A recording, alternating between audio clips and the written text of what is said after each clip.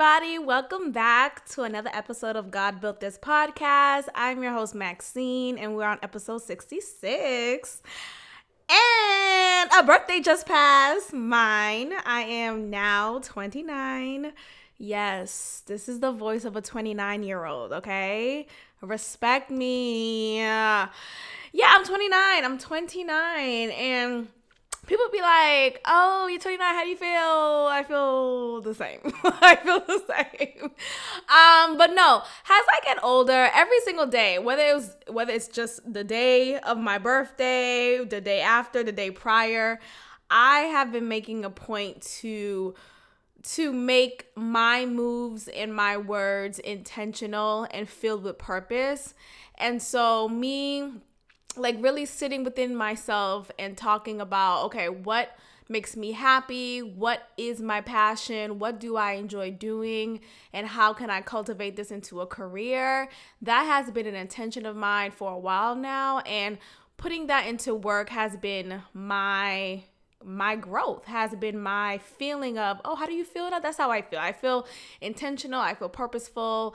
And that's how I encourage everyone should feel. You know, where can you be more intentional in your life? Could it be in your relationships? Could it be in your career? Could it be in your relationship with God? How does that look like for you? So that's what I've been working on and still working on, et cetera, et cetera. Anyway, let's get into these topics. There's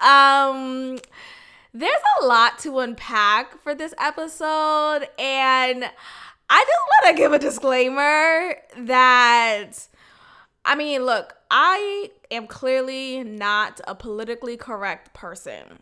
Sometimes for certain conversations I may be, but for the most part, I'm pretty raw and I'm pretty honest, and it is what it is. So that will remain as I talk about these triggering topics. And I'm going to get into this debate on whether or not Kobe Bryant's legacy should be tainted by discussing his past sexual allegation.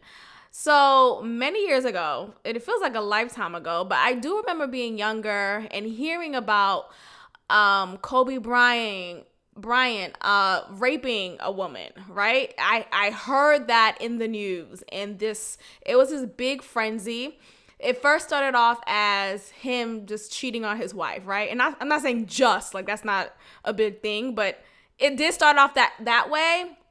And then it turned into, no, the woman that he allegedly cheated on his wife with is claiming that he raped her. And I do remember being younger, seeing just glimpses of this press conference when his wife was sitting by his side and she had this big old rock on her finger and she clearly looked distressed, and as did he. But it was just a moment that made me wonder, it didn't really process. 'Cause when you're in your preteens, the conversation of rape culture, of rape period, is not present, right? People didn't have the language to have that conversation, especially not in my household either. So when I did hear about this topic, I was like, okay, I don't get it. But many, many years later, into my adulthood, me looking at this topic with an adult perspective, it's complicated. Let's just keep it at that bare minimum. It is a complicated situation, and I understand both sides. I do want to say, just off of just the basis of things, nobody was there at wherever the alleged quote unquote attack happened or the sexual intercourse happened. Nobody was there but Kobe Bryant and that woman, right? I'm not too familiar if there was other people in that room, right? I don't know if it was like this group situation, but nobody else was there but them. And I'm saying that to say nobody knows what happens but them. So this whole conviction that many people have who are on the side of believe the woman, she's right. How can we let this predator be praised now that he's passed? We should hold him to his faults and all this stuff. I find that to be complicated and hurtful because nobody truly knows what happened, This whole notion of believe women, period. I think that's complicated too, I don't want to say that we shouldn't believe women, but I want to say we should believe facts. Believe facts. Believe what actually happened. Believe the truth. Believe the evidence that is laid out. Believe that. I don't want to believe you simply because you're a woman. I don't want to believe you simply because you're a black woman, because, you come from a Caribbean background. Just because I may align with your identity politics, that doesn't mean I believe you more. You know what I mean? So I think we should step away from that notion of, well, we should just believe all women. If a woman says she's raped, right? And so me saying all that is not to say discount her experience, right? Because apparently what happened was she didn't see the sexual intercourse as consensual, and he did, right? So you have this bigger conversation of rape culture, right? You have this bigger conversation of when men are told, no, I don't really want it. And they're convinced in their mind, because other men have made them convinced that the no that you receive from women is really a yes. And that you actually just have to kind of pull it out of them or make them feel comfortable with you to the point that they will say yes. And that's what I think could have been the situation between Kobe Bryant and that woman, right? This is all me thinking and hearsaying and speculating, etc. I obviously don't know what happened. Only people who know is Kobe and that woman. But if I had to guess, I feel like when there's, especially during a time when, many years ago, we just started having a conversation about rape culture. Like, I want to say 4 years now. We just started having that conversation. We just started talking about what is consent, right? What is inappropriate and what is not, nigga. Like, not too long ago, you had older men pulling up on high school campuses waiting for their high school girlfriend, right? And these girls weren't senior 18-year-old girls. No, these girls were sophomores, freshmen, like girls who were not of age.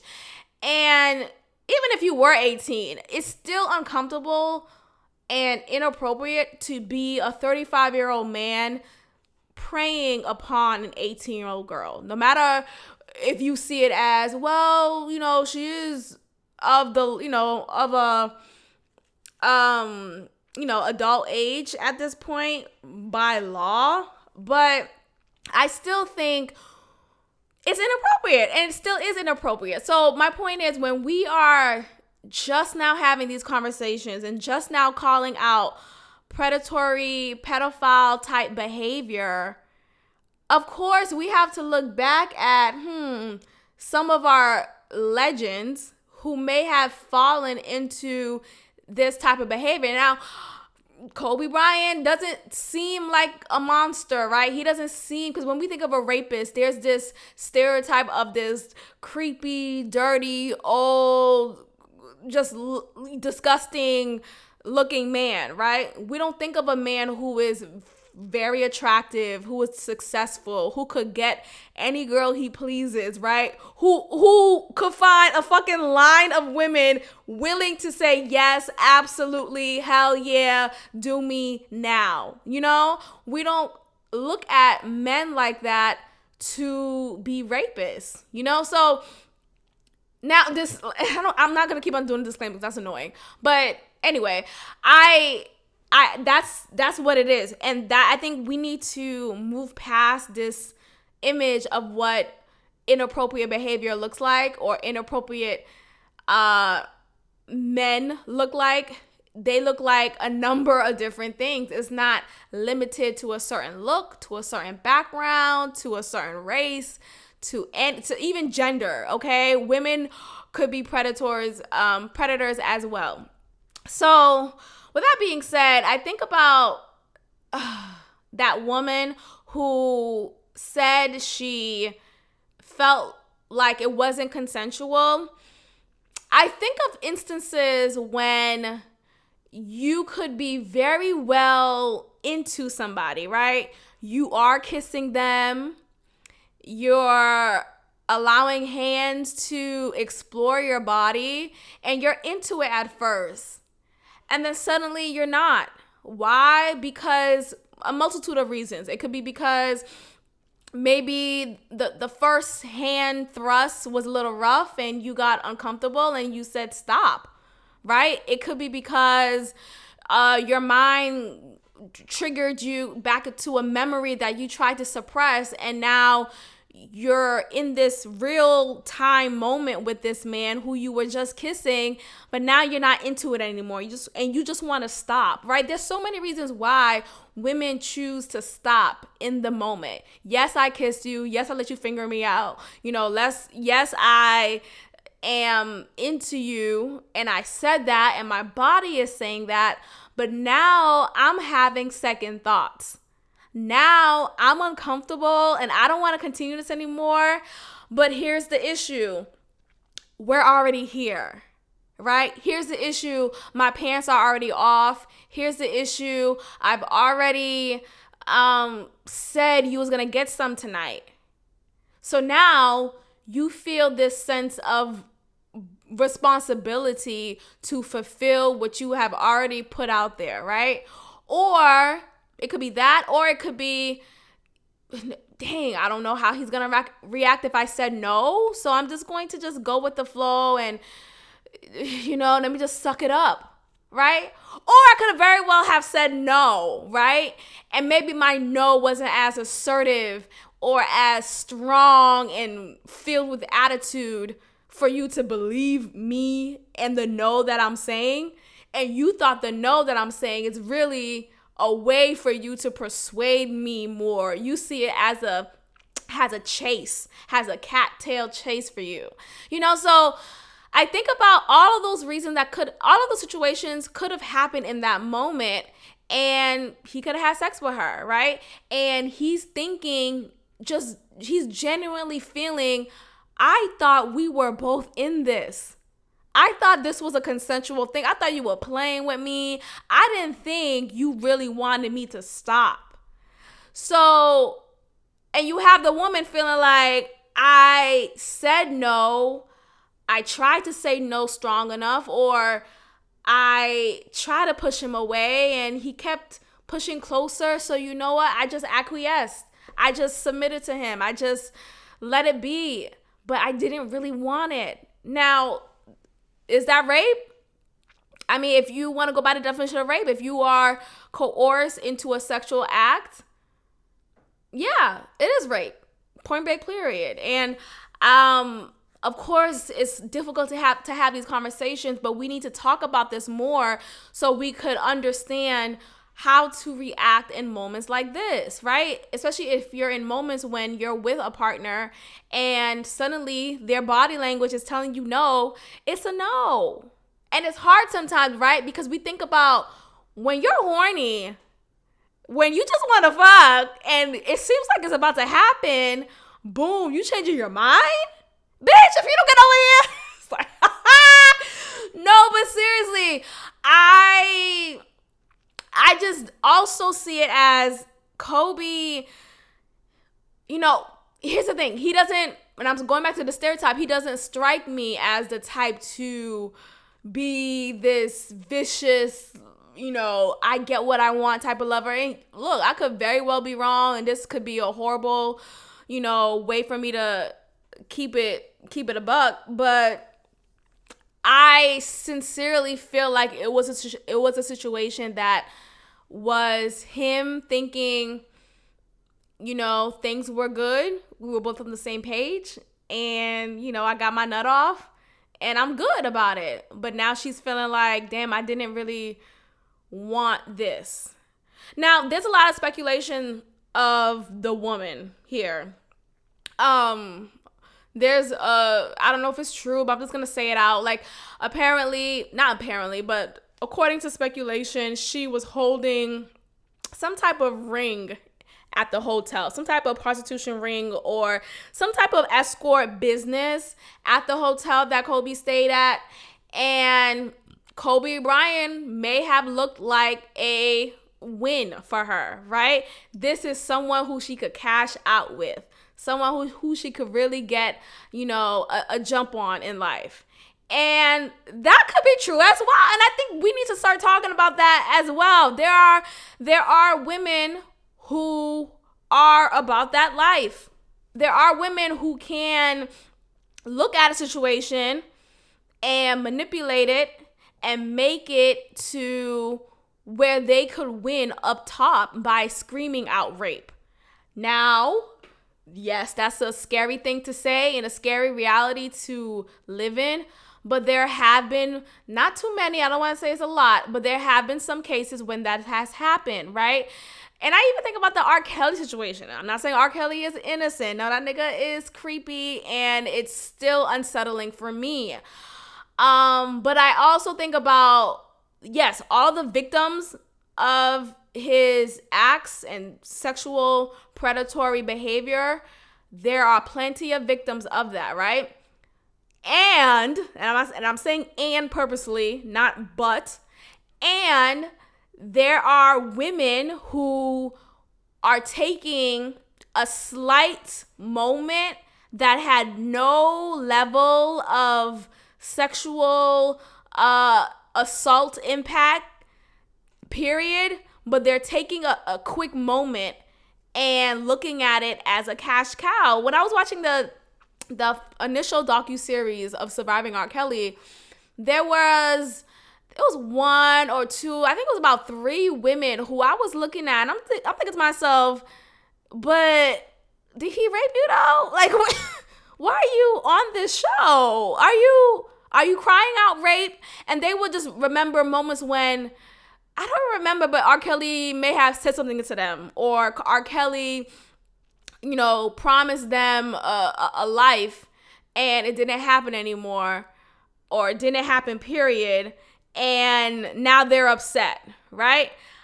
But there was no sexual intercourse or situation that happened. It just, what they thought was going to happen, the lifestyle that they thought they were going to live is no longer. So you know what? I'm going to get on this train and I'm going to be another one of these women who is crying out rape. When no, he didn't even touch you, bitch. So there will always be 1 or 2 women out of the flock of women who are crying out, I've been assaulted, I've been hurt, this man has taken advantage of me.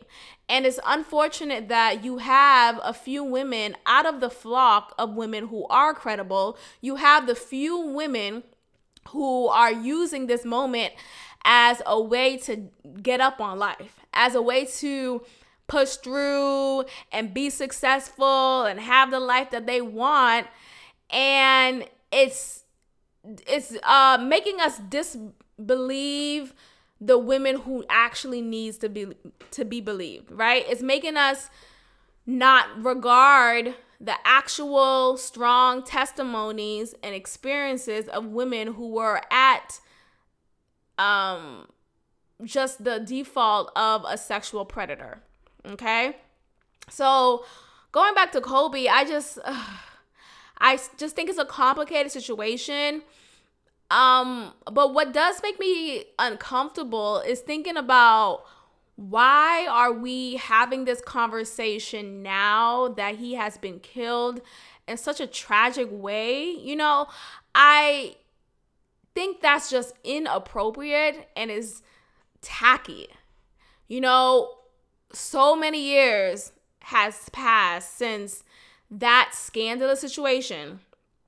And now we're taking this opportunity to talk about this hiccup in his life, right? We're taking this opportunity to talk about a case that wasn't really clear. It was still blurry. Like, no one has heard from that woman.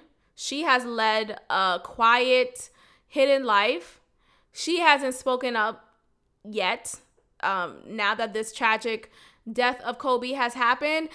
And what I just don't see the placement of this conversation. And I don't see the placement of her needing to come forward. And I know that's uncomfortable to say because it's like, well, she should have a voice too. Yes, but I also think what really happened? What really happened? What really transpired, so much so that you feel like this man was this monster to you? That this man, that his whole reputable legacy, this honor of a man needs to be torn down by a situation that was unclear. It'd be one thing if there was hard, cold facts, right? If he admitted to, obviously a lot of people don't admit to their crimes, but it'd be one thing if there was hard stone facts of him actually raping this person. But because there wasn't and there isn't, and it's a blurry situation, it's unfair to the survivors of his death, right? The survivors of Kobe Bryant's family. It's unfair for them to now experience, wait, you're trying to relive this moment, and this moment wasn't even clear, and it's still not clear. No one has the full story. So this brings me to Gayle King and her interview with Lisa Leslie. So Gayle King posed a couple of questions, Lisa Leslie, about Kobe Bryant regarding his legacy. Should it be tainted? Should we consider this allegation as part of this legacy? And Lisa Leslie, she did a great job gently responding.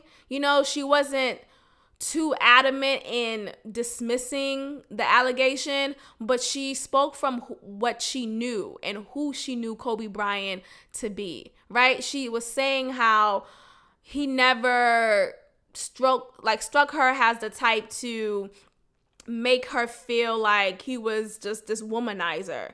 He never did anything that made her look at him in a creepy, womanizing type of fashion. And she said how there are plenty of other basketball players whom she has relationships with, and they would strike her as a womanizer. But for Kobe Bryant, no, definitely not. And she made the point that, the case was acquitted, and so we should just leave it at that. There was so much time before he passed for us to bring up this conversation. Why wasn't it brought up? Why wasn't it brought up before? So Lisa Leslie made a great point.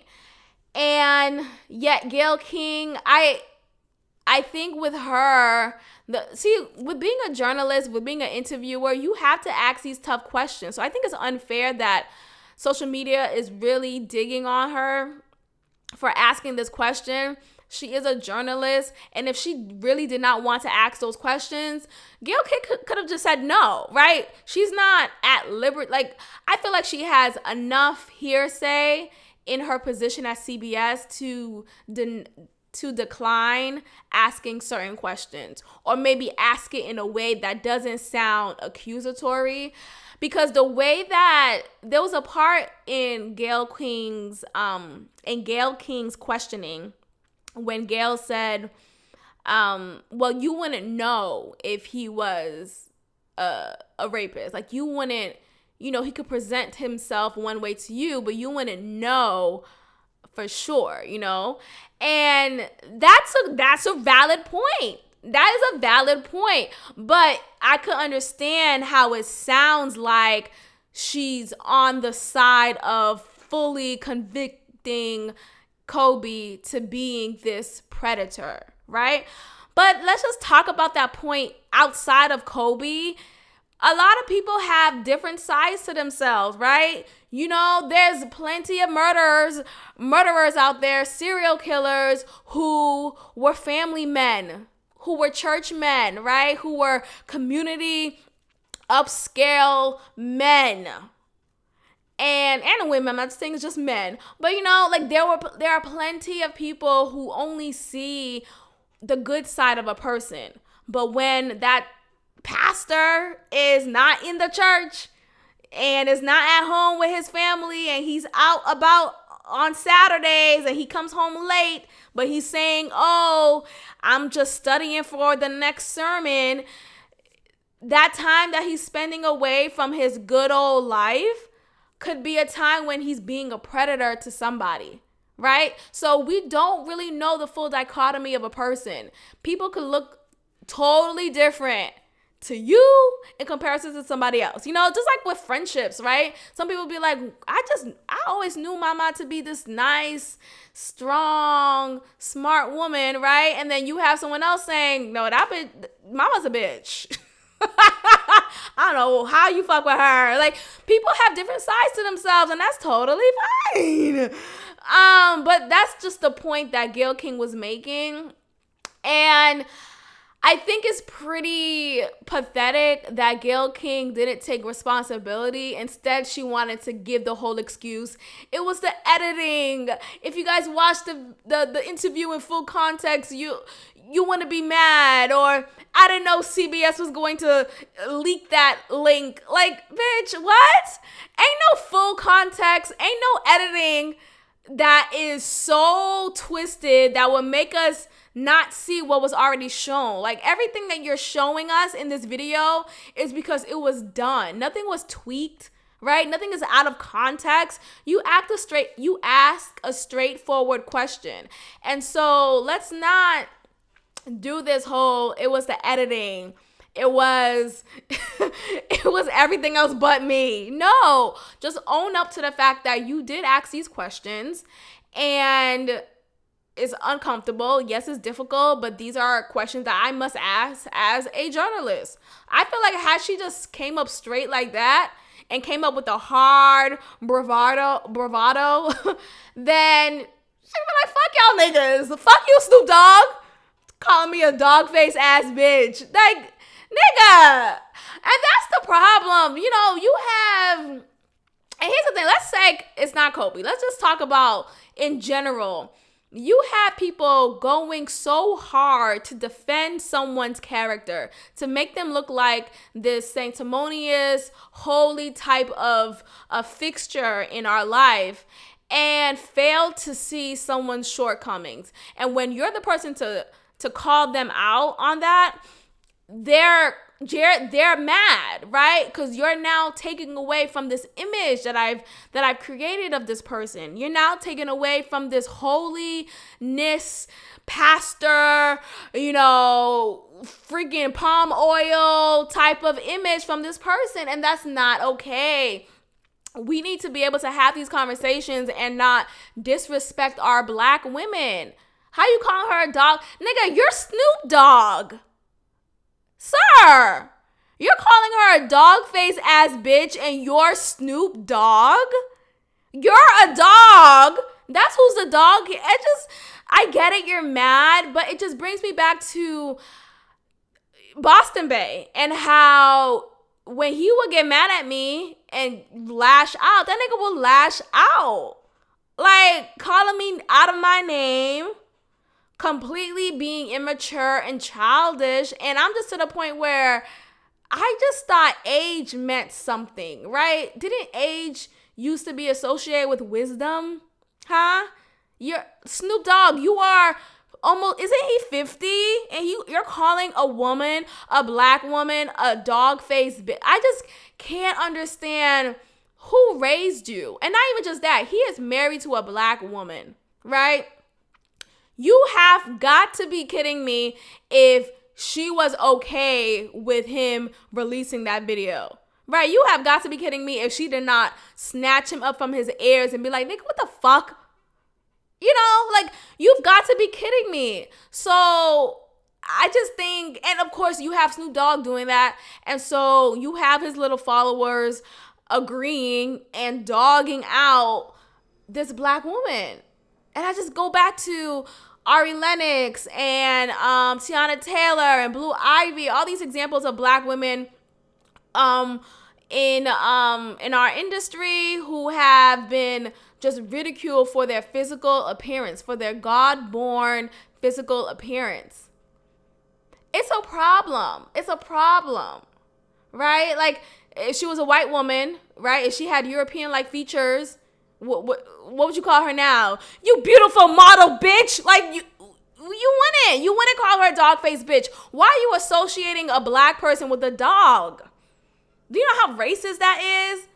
Oh, black people can't be racist. Okay, yes, they can't be systematically right. But when you are perpetuating a racist statement, like calling a black woman any type of animal, dog, monkey, ape, that's racist. Let's just keep it straight as that, okay? So that's not okay. I think when we talk about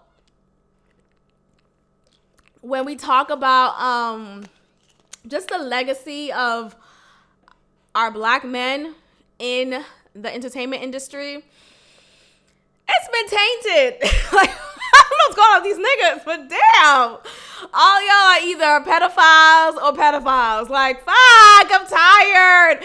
Can I watch the Cosby Show and not be guilty? Huh? Can I listen to R. Kelly and not feel like trash?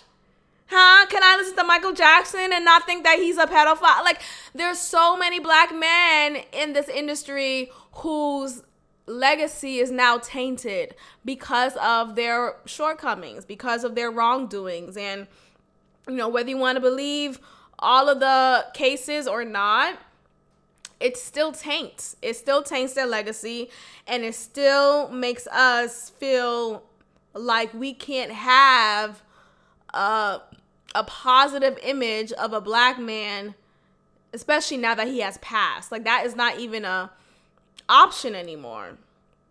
You know, so that's where, I don't know, I just think it's uncomfortable. I've shared before in previous episodes on how I've been in situations when I was in a tight quarter with a man and we were in the midst of foreplay, and I wasn't really trying to have sex anymore, right? I was kind of not into it anymore. I thought about it. I said to myself, you know what, let me not have sex.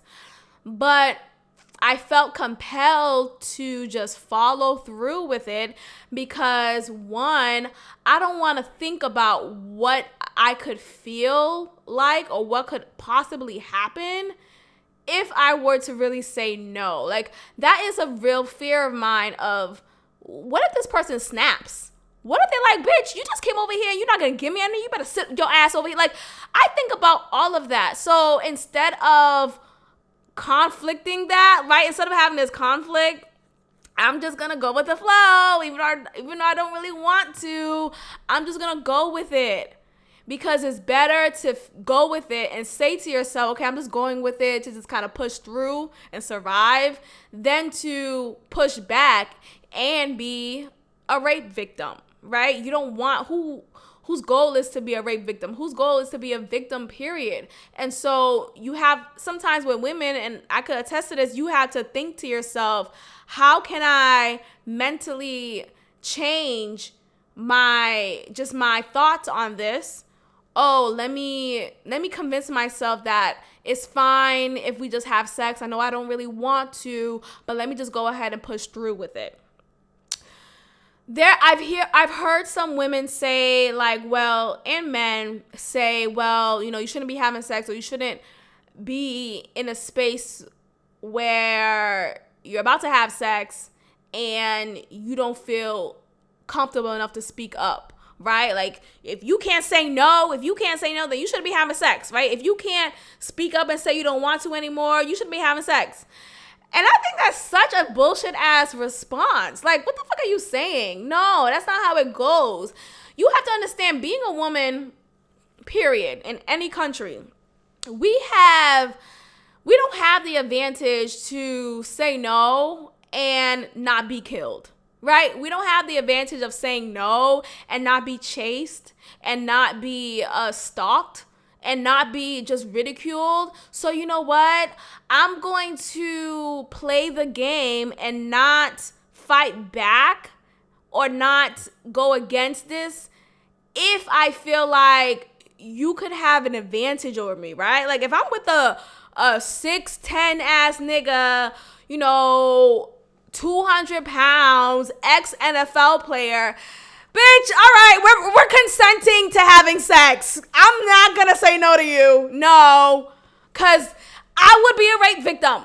That's what it would be. That's what it would be. There would be no getting away with it. I would not have the agility to run past this nigga so I won't get raped. So you know what? I'm going to beat the fight by not fighting. I'm going to just simply acquiesce to this nigga, try my best to enjoy it, right? Tell myself, this is fine. I just won't, come back here anymore. Let this be the one and done thing. I'm gonna erase this from my mind and let it be so, right? And I know I'm not the only woman who thinks this way. It's really scary sometimes being a woman. It's really scary when you're in these close quarters with somebody and you think this person's a nice guy, but you realize, oh, you know what? I don't know. When someone's and you know how there's something called hangry, right? I'm trying to say horngry with saying horny plus angry at the same time. When someone's horngry, it's a whole different beast. There's a fucking demon in that person. There's somebody else being displayed. So you know what I'm going to do? Acquiesce. Okay? You know what I'm going to do? Act like I'm for it and just make the best and make lemonade out of lemons. That's what I'm going to do. Moving forward.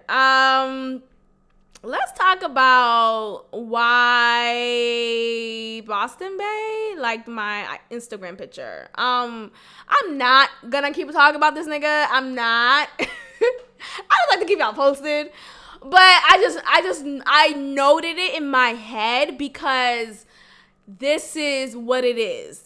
This is another example of toxicity. How just the last conversation we had, right? Like the first week of January, I tell you, I'm done, you're trash, in very few words, right? But I pretty much summed it up saying, this is not conducive and you're not for me, pretty much. And your response is completely childish. His response was, shut up, right? With emojis and a finger emoji, the middle finger emoji. Of course, I didn't respond. I've said that, and we haven't spoken since. But just the other day, he likes my picture on Instagram. And it's like, what is this mental abuse that you're doing? Like, what is it that you are gaining from this, And I'm already revving myself up for a text from him. I'm already revving myself up from some type of communication from him, of him trying to show he is so sorry, he misses me, and he wants to see how I'm doing, right? I'm saying all that to say, this is me telling myself, no. This is me telling myself this will happen, and he's going to, he's going to fall into what looks like, oh, he's trying to be good. He's trying to be, a changed man. And this is me reminding myself, no. I was watching a show on the ID channel, and the ID channel stands for Investigation Discovery. It's this channel filled with murder, serial killers, rape, everything. It's so good. But it's good because you get to learn about the psychology of humans, right? You get to learn about human behavior and abuse and how behaviors and how serial killers and how rapists and manipulators could turn into these monsters. So there was an episode of, I forget which show, but it was one of the shows, and it was a skater boy who was so obsessed with killings and pornography. And I'm not saying Boston Bay was like that, but there was a point in his story when he said how he but he was very controlling in his relationships. He would get mad at the slightest thing and just turn crazy.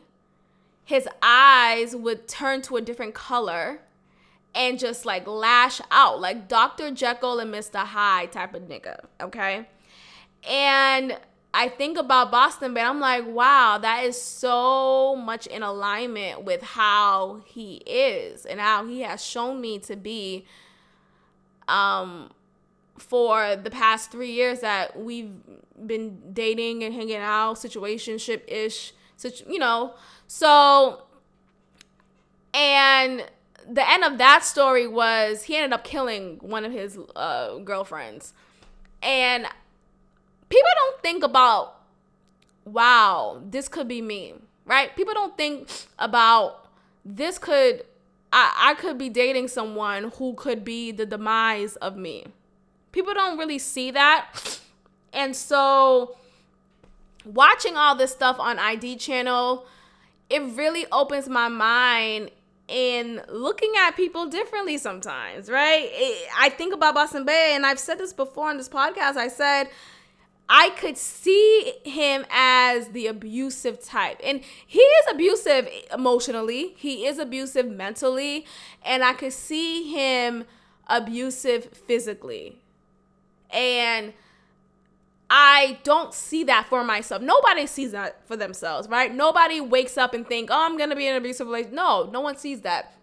But you have different hints of that possibly being your life, right? You have examples of the man being emotionally abusive, right? He's not complimenting you. He's pointing out your physical flaws. He's pushing you down instead of uplifting you. He is gaslighting you, making you double think your thoughts and your intellect, and making you feel like you're just thinking things over. You're just overreacting. You're being crazy, right? And that's all emotional abuse. Now, emotional abuse could very well easily lead to physical abuse, right? It could lead to, I told you not to do that anymore, and you're holding me so tight on my wrist. It could lead to you flicking me, right? And that sounds so minuscule, like, oh, that's so funny. He's flicking you. That's big. That's enough to the point where that flick could turn into a choke. That choke could turn into a ring around your neck, and you thinking maybe that's just a one-off. But that choke could happen again and again, and eventually you're dead. You know, I'm just saying that to say, this is also for me, right? It's also for me to hear this out loud so that I'm not fooled. Because I think with me, I've said this before, how I get caught up in this whole psychology of a person. I think about, oh, well, they've been through so much, right? They've been through abuse, they've been through trauma, and they just need someone who could love on them, who could show them love. And I felt like that for Boston Bay for such a long time. But I realized just recently that this is not conducive to my soul, right? This is not a life that I want to have. I don't want to be in a situation where I'm depleting and you're getting off of that, you know? So I say that to say, think twice about that toxic nigga who you keep letting back in your life. He could kill you. That's the tweet. That's the tweet. It's really that simple. And it sounds crazy because it's like, you know, you don't think you could be that person. You never think that you could be that person who could get hit upside the head every other day for not taking the chicken out. Right? You don't think your man could ever do that to you. But no, shit happens. People get so enraged in a moment that crimes of passion happen, right? There's been so many cases of women and men killing each other based off of passion, based off of, I saw you cheating on me, you fuck, and then boom, I slice your throat, right? Or it could be examples of just a man, a boyfriend, always yelling, always flipping out of just the smallest things and making you feel less than. It's all of a sudden that's turning into physical abuse. And then that physical abuse gets too much and then that person is dead. Nigga, look. Watch who you keep bringing back into your life and see what's up. You know, you never know who could be your demise. So that's a little chilling. Anyway, speaking of demise, so there's been this viral video of this story, of this quote unquote love story from this Instagram page called Humans of New York. And the story is based off of Cheryl and this guy named Bobby Love. That's his fake name, his new identity name, let's say that. But he was previously Walter Miller. And it tells a story of 40 years of marriage between these people and how the wife didn't really know who she was married to. You know, she thought she knew this man. They were together for 40 years and they're still married. But all the years of marriage, and there was this big ass secret that she did not know about her husband. And it's kind of laughable because it's like, nigga, what? But anyway, to put it in a nutshell, her husband ended up changing his identity. He's still a man. I'm not saying he changed his sex, but he ended up, or gender, he ended up changing his identity because he escaped from prison. And he got sentenced to prison because he robbed a bank and he got caught for doing so. So he got sentenced to prison. He wanted to kind of fulfill his sentence initially, and he was being the best prisoner. Like, he was the best prisoner. He was not in fights. He was doing well, and he could have gotten out early, but he ended up getting accused wrongly for verbally attacking a prison guard. And ever since that point, his life in prison has been hell. And he was moved to a high security facility. And he was really dreading every moment in prison. Now, he decided, you know what? I'm going to escape. And this is like 70s, bitch. Or like late 60s, but it's like not too long ago, really. And it's still a long time ago. I hate when people be like, oh, 1991 was not too long ago. Yes, it was. It was 29 years. Like, it's still a long time. I mean, that's different. But like 91 is not too long ago. That's when I was born. But examples of 1960, 1950, that was a long ass time ago. That's not, every year people are saying, segregation was not too long ago. Yes, it was. Yes, the fuck it was, nigga. Nobody's going through that anymore.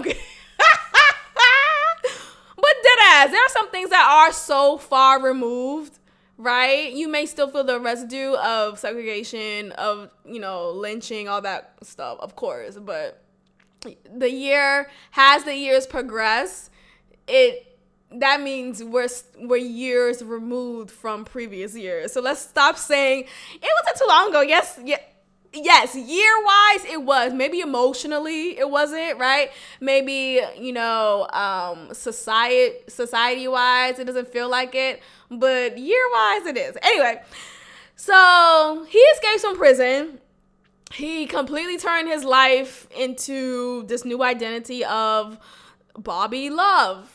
Okay, he ended up finding ways to get Social Security, driver's license. Like, he got his life in order. He met his wife and they lived a life together and they had children together. They went to church, and this woman's his wife is just a righteous woman. Okay, she goes to church and she loves the Lord, and she's a giver, and she's humble, and she's all these great things. And one day, the cops ransack their home, and they catch him, and they say pretty much, who are you? What's your name? He says, Bobby Love. No, what's your real name? He says, Walter Miller. Like he said it in a blur, right? His voice goes low. He says it, he admits to it. And his wife is obviously in shock. She doesn't know anything about this. She doesn't know what's happening. She thinks it's a mix-up, as any wife naturally would. But she's completely at a loss of words. And her take of this ordeal, she said throughout their marriage, she knew something was missing. She knew something was lost in him, in their marriage. She knew something was missing. And she said that because he would hardly be in their photos. He did not want to take a picture. He was not affectionate. He was not present emotionally. He would shut down, and she felt unloved. She felt like she wasn't enough for him. She felt inadequate. And she was so troubled by his absence, his emotional absence in their marriage, that she found herself on her knees in church praying to God to change her husband's heart, to make him affectionate, to make him loving, to make him kind, all these things that she's missing from him. And come to find out, all of this was just a manifestation of him not being honest with her, of him not being his whole self with her. And I just think about, like, damn, that's a lot, you know. And there's this whole meme or quote going around of, you know, Black women shouldn't go through trauma in order to receive love, right? And that is so true. That is so true. Oftentimes we have situations of women going through just abuse after abuse and saying, yeah, he cheated on me so many times, but I stuck in it with him, and you know, he finally got his act right. You know, yes, he had a baby on me, but he really, you know, he loves me, and I want to make our family work. And it's like, bitch, what? That's what I look at when I think of that quote. But when I think about that quote in regards to this situation, I think to myself, yeah, she did go through trauma in the relationship. But when I think of trauma initially, I think of, he cheated on you, he had a baby on you, maybe he beat you up a couple of times, you know, all these other examples of trauma. But I don't realize that when you're emotionally unavailable, that is traumatic as fuck. You know, when you're with someone and you're being vulnerable, but the other person is distant, right? And she said she stayed with him because, you know, of course she loves him. She wanted to make it work. And they had children together, and he was a provider. He was great with the kids. He took care of the home. He cooked, he cleaned, he laundried, he did everything. He was great everything else. He was great in everything else. But as far as his emotional availability, he was shut off. And I don't think we recognize how that is traumatic. You know, that is so traumatic in relationships when we're agreeing to be with someone romantically, and they're hiding a huge piece of themselves from you. Of course, they're not going to be present. Of course, they're going to be paranoid and look at the side of their eye and look around because they're not honest with who they are. So it's just very interesting to me how, wow, you know, this is an example of trauma. This is an example of someone who cannot fulfill their emotional presentness, their emotional duties with their partner. So yeah, be mindful of that in your relationships, okay? So like I said, I said previously, hold on, I gotta drink some water. So I said previously how my birthday passed. It was on February 5th. And here's the thing about my birthday. I don't, like, for example, when I'm at work, you know, there initially at the start of every year, we always fill out a survey and we show our birthday, and of course they know our birthday anyway as part of the job application and everything, etc., etc. But I'm not the type of person to be like, today's my birthday. Like, I may say, oh, my birthday's coming up, and I'll say that days prior. I may say it 2 days prior. You know, I'll give reminders here and there. But I just feel it's uncomfortable to say, today's my birthday. And then that prompting you to say happy birthday. Like, I would rather you say happy birthday because you remembered or you saw a post that I made and say it yourself, right? Not because I tell you right in the moment. I just feel like it's awkward. Anyway, I say that to say when my birthday came, some people knew already and some people didn't find out until the day of. And I guess my birthday didn't make it into the announcements this year. It was different last year, made it into the announcements then, but whatever, I don't really care. But it was just weird because it was like towards the end of the day and it just kind of came up that today's my birthday. And some people was like, how come you didn't say anything? I'm just like, well, am I supposed to just say today's my birthday? They're like, yeah. I just don't see it that way. I think it's just weird. I don't know. But I do appreciate those who did remember. I'm very funny about stuff like that. I don't need to remind you of stuff like that. Like, I just feel like if I say it a couple of times, I'm not going to then tell you the day of in hopes that you'll, like, because then there's also that social fear of, well, what if you just respond like, okay? Like, I don't know. But who does that? But I just think, I don't know. I just feel like people don't really care. Damn, that's some sad shit. But I just feel like some people just really don't give a fuck.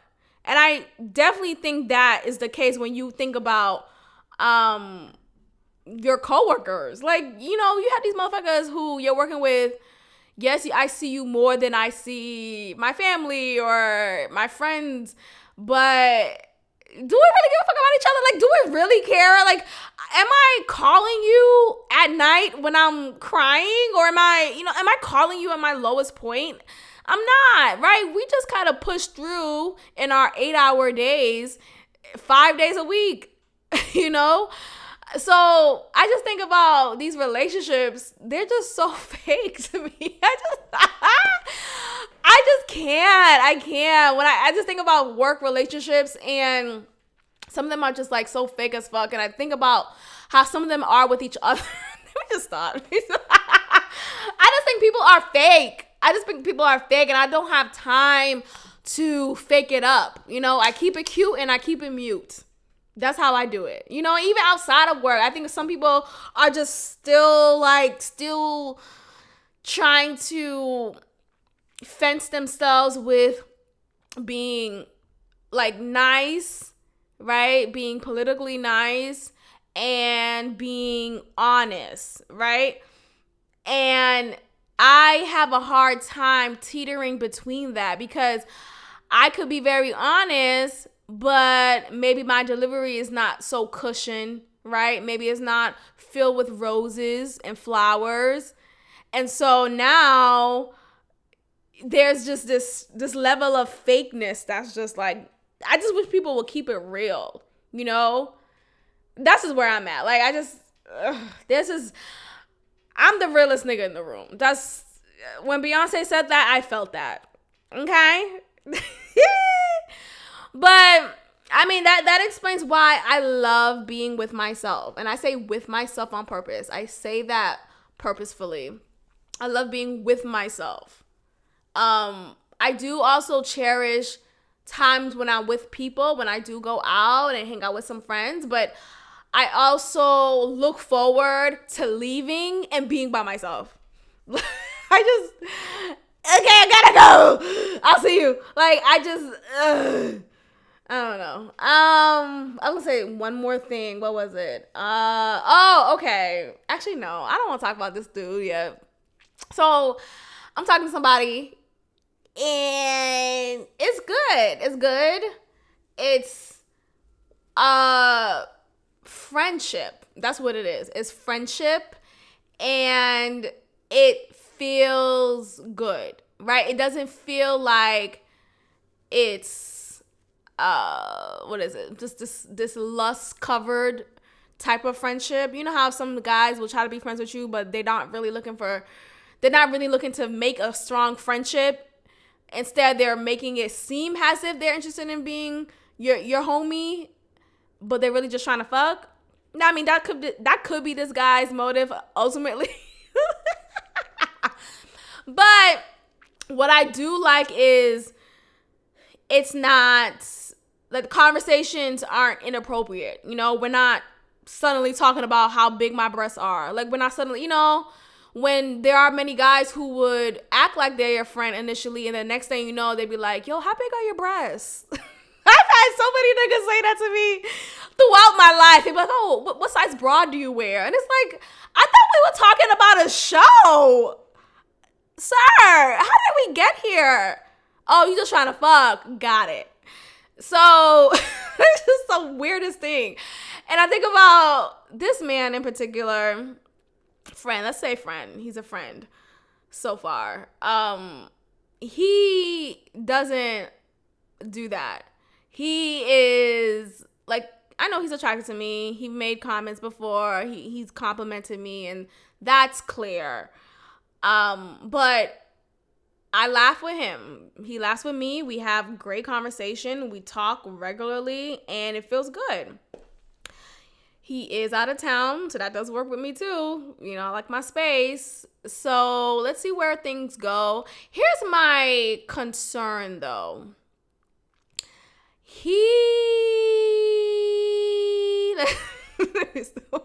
Where am I going? No. Here's my concern, though.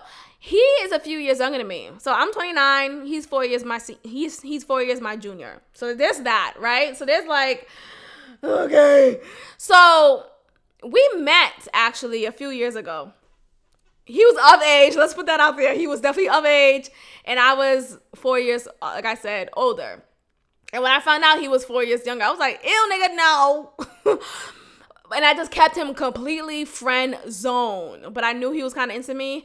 But I kept him completely friend zone and just distanced myself from text messages, conversations, and it was at that point when I met Boston Bay, actually. Yeah, oh my gosh, I met this nigga at the same time as Boston Bay 3 years ago. That's wild. And guess who I chose? Boston Bay. Chose that nigga. Great choice, mama. Great choice. But I chose him. Chose Boston Bay because Boston Bay was this nigga. He was this nigga for me. And I wanted that nigga. And so that's why I chose him. And he was definitely, Boston Bay is a few years older than me. So he's about 6, 7 years older than me. Yeah. So I'm 29 now. He's about to be 35. That's Boston Bay's age. And so, because he's also February baby, and his birthday's the same birthday as my mom, so I will never forget that. But anyway, it's just totally funny. It's so funny how it's such a different situation between both men. You have a few years younger, you have a few years older, but yet the younger nigga has shown more emotional maturity and compared to Boston Bay. But anyway, it's still early. You never know, niggas could fuck up. But what was I gonna say? So I think okay, so 4 years younger. So that was one thing. I actually reached out to him the top of the year, and I just started the conversation off because I wanted to. I don't want to say anything else. I have to say I wanted to. Let's just say that. And so I was just like, hey, Happy New Year. And we just kicked off our conversation, back it up again, and we've been talking ever since. So the reason why I put him on a friend zone previously, yes, initially it was because he's younger, and I was younger at that point, so he was definitely younger at that point, and it was just like, no, like, what can you offer? Like, nigga, no. Now he's a little older, and there's growth there as far as just in his manhood. But I here's what I'm gonna say. Look, I'm just gonna keep it real. I'm gonna keep it funky, okay? Funky, fresh, stank, all of that. I don't know if there's a level of lust there. And I know I just said, I like when I could actually have a real friendship with a guy and it not be filled with lust. Yes, but then, let me just make myself clear. I like to have some form of lust, like, I don't know if that's the case with this man, because it's such a good friendship so far. Like, it's cool. Like, I love that if things do progress into a romantic relationship, I love that we have a foundation of friendship. I love that is settled and it's clear and it's period. It's there. So that's what I do appreciate, and I don't want to change that. And I wonder, man, how can lust appear? Or maybe it shouldn't be called lust. But I also feel like there's some good in lust. Like, I want to feel lust with you sometimes, right? I want to look at my man, look at my nigga. Let's say that. Excuse me. I want to look at my nigga and be like, oh, we're fucking tonight. That's what I want to see. I don't want to just see, oh, nigga's my friend. I want to think about you and be like, oh, we're getting it in. Yeah, I sound like a whole freaking freak. I really am not this person, but I'm just saying, like, I want to feel that, ooh, I want my pussy to be wet. What's up? What we doing? What are we talking about? Please tell me, what are we talking about? Like, I want that. And I want a friend, right? And I want a level of friendship established. And I want to feel comfortable with you. And I want you to make me laugh, vice versa. And it's great. I want good vibes. And I want to feel like, oh, what that dick talking?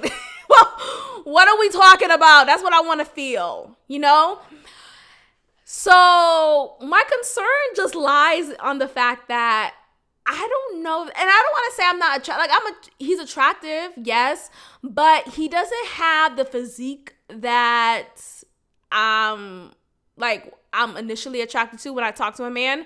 Like, if I'm at a club, I notice a good body. Like, damn, look at his pecs, look at his arms, look at all of that.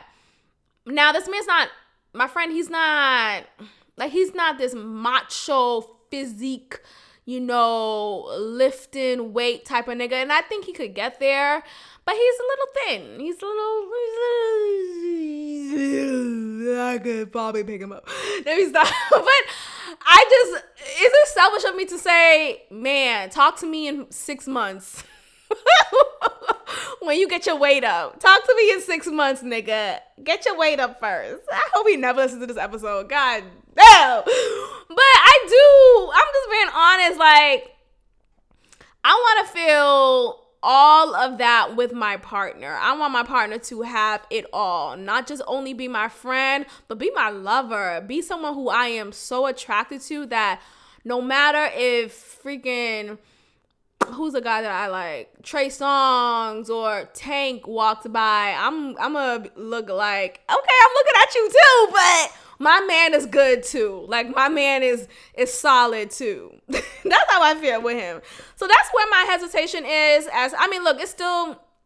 We're still in just a strong establishment of a friendship, and I don't want that to go away because of this, and who knows where things could go. I have to be honest and say that is something that I'm a little concerned about. He does have a little beard. I don't want to say little, but he does have a beard. But maybe things will be, because we haven't hung out like in person. We just started talking in top of this year. I do remember him, like me and him being around each other when he would visit my church. He would play for my church, and he was like, I remember, like, I've been in his presence, vice versa. He's tall, yes, so that's checked off. That's great. But I think about the woman that I am today. Will I still, like, I want to feel you out as the woman that I am today. Do you still, like, would you still make, or would you make? Because even back then, I thought he was handsome back then too, but I just kind of thought, like, oh, this nigga, I'm going to talk to Boston Bay instead, you know? But I just, you know, maybe when I do come home, I'm going to come home for spring break. So maybe at that point, we will spend time together, and then I will come back with a whole different rapport. You know, I will keep y'all posted. So I do wonder, but you know, I think we have to be honest with ourselves. You know, sometimes we think about, like, oh, women, we're only attracted to, you know, stability, and if he could, you know, support you and provide. And yes, that is true. And I'm still, you know, very much in alignment with that. Nigga, what's up? And I hope he could fulfill that as well. I mean, naturally, of course. I'm not saying give me money, but I'm saying I want to know that you're secure financially, where, oh, if we were to really take this thing to the next level, there is this security with you. I do want that. So that's true. And I think we have to be honest with the fact that women, at least for me, I want to be attracted to my man. You know, there's so many images of women being with these ugly ass niggas. And it's like, but he's a provider though. Like, no, he doesn't make my pussy wet. I'm not attracted to him. I will cheat on him in a second. That will happen. I'm not even playing around with you. I'm so dead ass. Okay? And you have examples of men, you know, only seeking out dime pieces, only seeking out women who fulfill their aesthetic box. And it's like, okay, I'm a woman and I want the same damn thing. I want my man to be fine. I want to be so attracted to him that nobody else, I don't see anybody else but you. Okay? I mean, let's be honest. I'll see other niggas. Like, let's just be honest. I still have vision, okay? 2020 vision. But I'm not going to act on temptation because I'm so attracted to my man. You know, that's what I think things should be in relationships. Let's just be honest. If you're not, anyway. So I'm going to end it here. But am I the only one who thought coronavirus has something to do with coronas? That is not a stupid question. Just like it's not stupid that you have our president, Donald Trump, saying Kansas City in Kansas. Why isn't there a Kansas City in Missouri? It's in Missouri, right? Like, why is that there? Like, let's just not act like Donald Trump does a lot of stupid stuff, and he's a liar, and he's all these horrible things, and I get it. But let's give him a pass for that. Like, I could understand how he got Kansas City mixed up with Kansas, in Kansas. Like, I get it, Donald. I get it. You know, we don't want to understand Donald Trump. I get it. But that moment, I got. Because I thought to myself, what's the problem with that tweet? Is it Kansas City in Kansas? Why the fuck isn't there a Kansas City in Kansas? I gotta go. Anyway, y'all, I'm out. Thank you for tuning in. Please continue to support this podcast by simply following God Built This Pod on Instagram, and also leaving a review, a like, subscribing, and sharing this podcast to your peers, to your coworkers. Spread the word. Thank you for tuning in. I'll check in with y'all next week. Peace. Thank you for tuning in to another episode of God Built This Podcast with your host, Maxine. Be sure to leave a review, give me 5 stars, and of course, subscribe. Also, follow God Built This Podcast on Instagram at God Built This Pod. God bless.